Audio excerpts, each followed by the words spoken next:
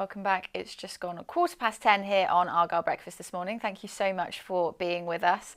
Now, this week, Argyle launched a new partnership with Plymouth-based organisation M.A.N.Culture, aiming to shine a light on the reality of male violence against women and girls. M.A.N.Culture aims to enable culture change by being open and listening to the views and opinions of the men and boys in Plymouth, whilst challenging those behaviours that cause the fear and harm of male violence. And we're going to be joined by two members of M.A.N.Culture in just a minute. But before we hear from them, let's have a little look at what it's all about.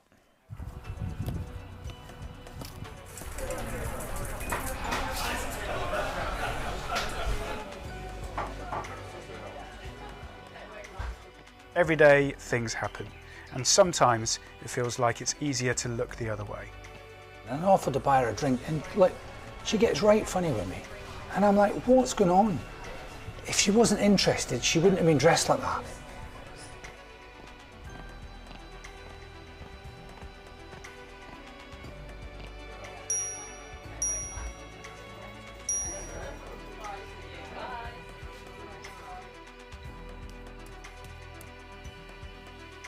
Football's on 4 goals. Let us go first. It's not about being perfect, it's about being present, about choosing to stand up when it matters.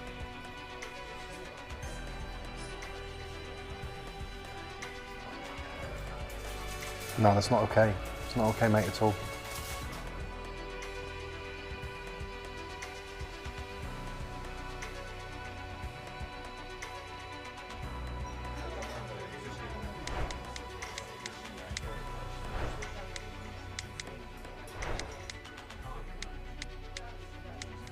Hey, come on, football's for everyone, yeah?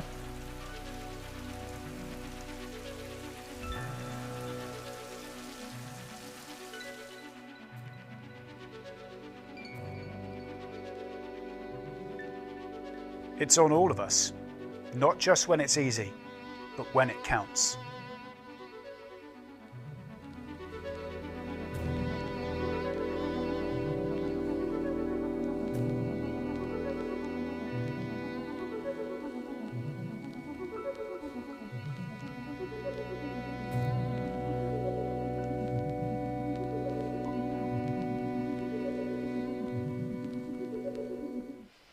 A fantastic organisation and a really important message as well, to stand up and stand together. And joining us now is co-founder of M.A.N.Culture, Andy Hodges, and Scott Young, who is a member of the organisation. Thanks for coming into the studio this morning, guys. Nice to see you again. M.A.N.Culture then, Andy, we'll start with you. We watched that video there. That was the first time I'd seen it, actually. And what I found really interesting was being a woman and having had certain experiences, you really tackled some of the key areas, you know, like what it feels like to be a woman walking in the dark and have people behind you, and just met those small changes, like recognising not to be, you know, right behind you. It was really refreshing to see. But yeah, tell me about M.A.N.Culture, how it's come about, and why is it important to you? So, tail end of 2021, we had obviously M.A.N. McLeod, so it's 4 years since her tragic murder. And I was working in what we call domestic abuse and sexual violence arenas. And we were talking a lot around what is it women and girls are feeling unsafe about? Should we go out and speak to women and girls in the city, do this, that and the other? And what came clear as me as being one of the few male reps in that group was, actually we need to speak to the men and boys about this as well. It's like 50% of the problem. We need to get them involved and engage them. So yeah, I put my hand up and said, here's an idea, shall we look at doing this? Which was really well supported by the group. And I reached out to Scott and Matt and said, look, here's an idea, do we try and run with it? So the three of us got together and then brought in a load of other guys from different organisations and said, let's see if we can do something about it. Yeah, and Scott, for yourself, welcome to the show as well. Thank you very much. You know, why was it important to you to get involved in helping to spread this message to other men and boys? I think it's something we all sort of know about, but it's so ingrained in our culture and our society that we really normalised it, and it wasn't until it's like pointed out to me. So I ended up in, you could call it the right meeting or the wrong meetings. I was in meetings where women were talking about Vogue, quite naturally, and Yeah. I had to Google it because I'm like, what are we talking about here? And then as soon as the scales are removed from your eyes, you're like, right, okay, this is something that is so normalised that we don't do something about. So it just felt important to get involved, just to sort of just start calling in men to the conversation. Yeah. And, you know, having watched that video that we played there, being a woman, I can relate to certain experiences. Being men then, are you finding that conversations like that have been happening, and that is why you wanted to raise awareness of them, you know, from that side, and show the options that are available to say, no, this isn't right, this isn't what we should be doing?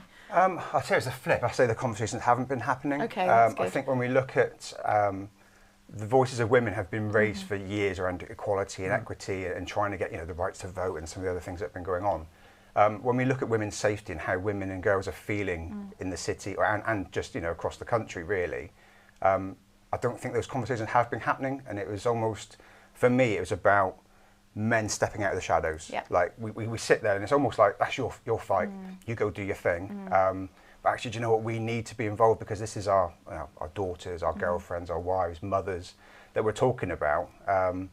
So yeah, I think that they haven't been happening, and that was the whole real drive behind what we're trying to do, is let's have those conversations, because they are tough conversations. They are, you know, when we started drilling down into it as a new group, and we aren't experts at all. We don't work in this environment really. Before we all met, and I think it was when we started having those conversations, it was just like almost like a, oh, never thought of that, and each day we talk to more women and we talk about more experiences, and suddenly something else comes through and you go, that's interesting. That's again something that I haven't had to think as a man growing up.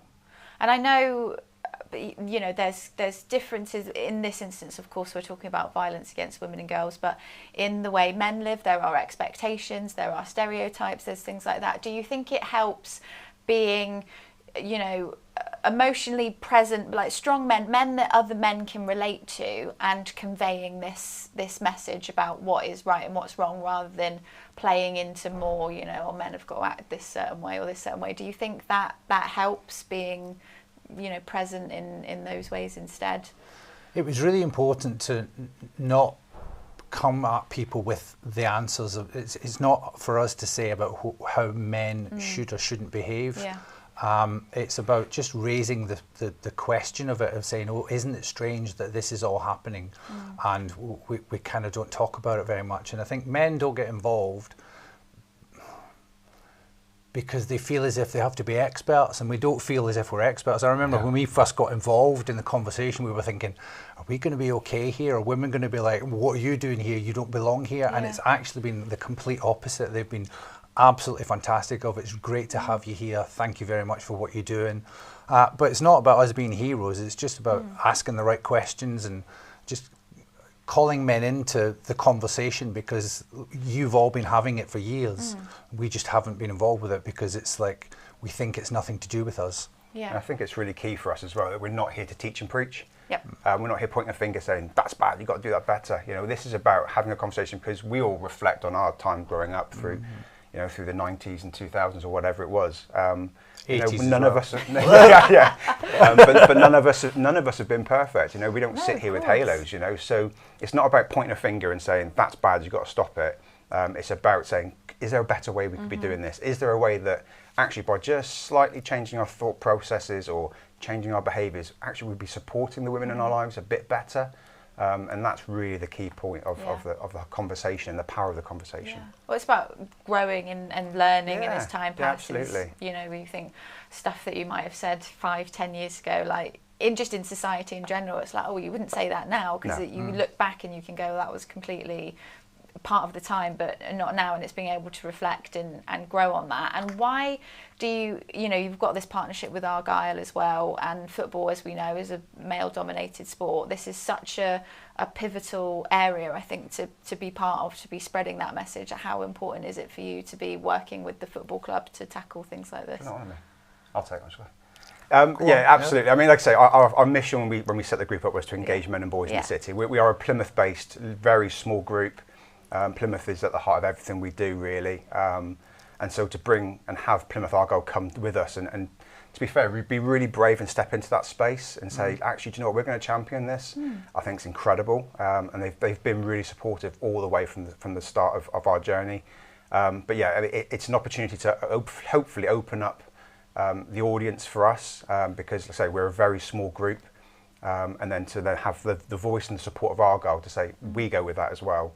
Hopefully that will then sort of sit with other fans to say, yeah, do you know what, we're going to come along that journey. And to be fair, leading something quite nationally. You know, there's not a lot of talk in these spheres around sports clubs or big organisations. So, you know, it's really Plymouth and Plymouth Argyle and you know, with M.A.N.Culture leading the way nationally, really.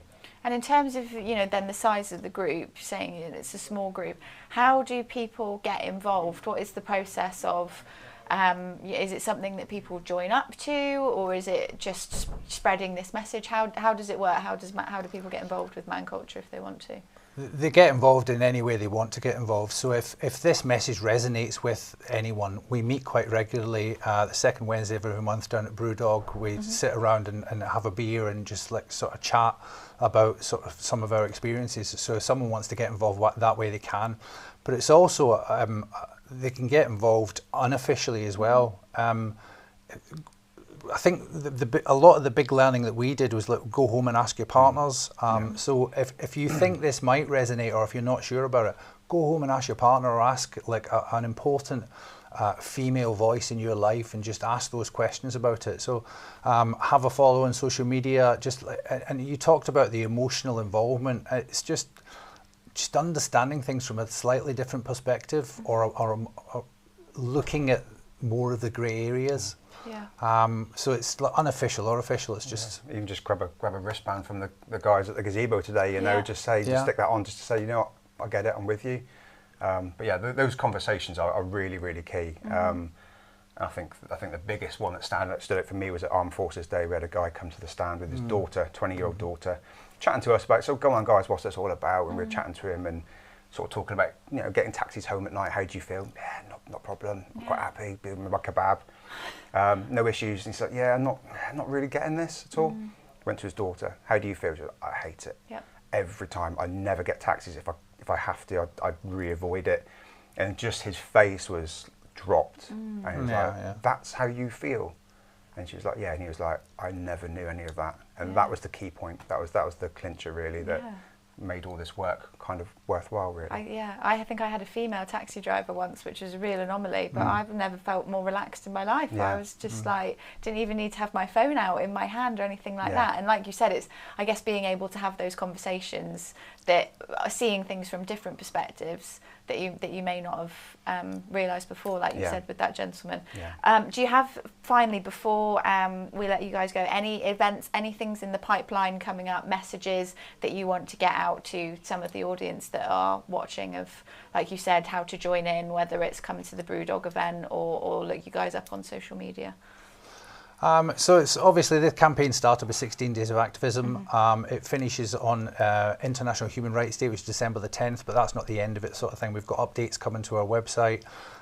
We've got updates on our social media. As I said, we meet every once a month on at Brewdog. We also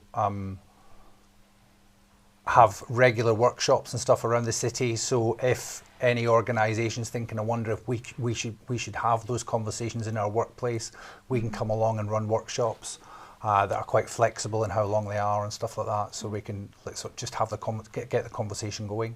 And I think, say, have those conversations with the women in your lives. Just ask them, like, what does it feel like? What is this all about?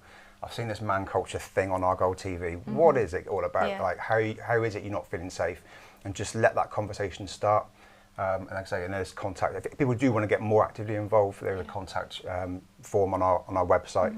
Give us a buzz and let us know, and get involved. It'd be great to see. Thank you so much, guys, for coming and talking about it. Before I let you go, very quickly, I was given this from Father Christmas for you, Andy. From the bowl. Keep my head. I've been championing these for ages. Yeah. Please get a beanie. It's about 3 years in the making, that is. It's cosy. There you go. Is that nice? Yeah. It suits you. It's all I've wanted. It's all I've wanted for Christmas. Well, looking good. Thank you so much, guys. Really appreciate it.